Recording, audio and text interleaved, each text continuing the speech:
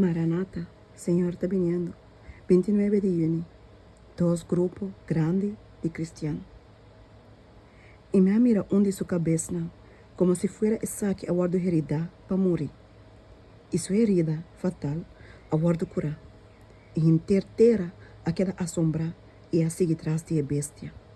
Revelación 3, versículo 3.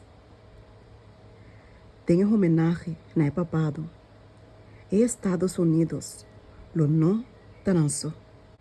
E influência de Roma, tem o país não, contenta para reconhecer seu domínio, tem ainda, tá leu, de guarda destruir.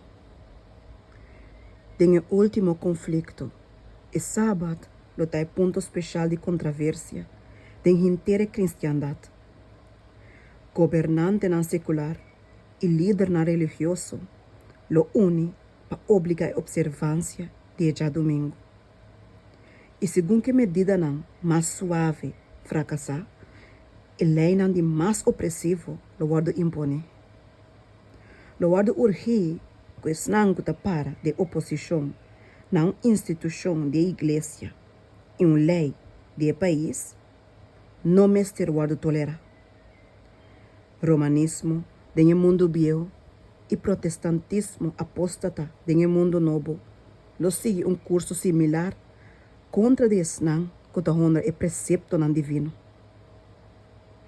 É suposto mundo cristiano, lo vai ter teatro de ação grande e decisivo.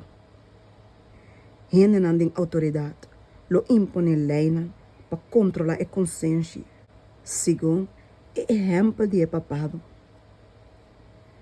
Babilônia lo hace tur e nação bebe de binha de paixão de sua imoralidade.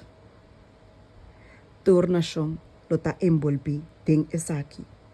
Revelação 18, versículo 3 a 17. É a advertência de 3 ângulos de Revelação 4. Está guardo representar a profecia como que está guardo proclamar com voz forte dor de ângulo que está bulando me meio de cielo. E essa aqui lo chama a atenção do mundo. Tem a questão de competência. Inteiro cristianismo lo guarda dividido em 2 grupos grandes. Es não que está guarda o mandamento de Deus e a fé de Jesus. E es não que está adorar a bestia e sua imagem e receber sua marca.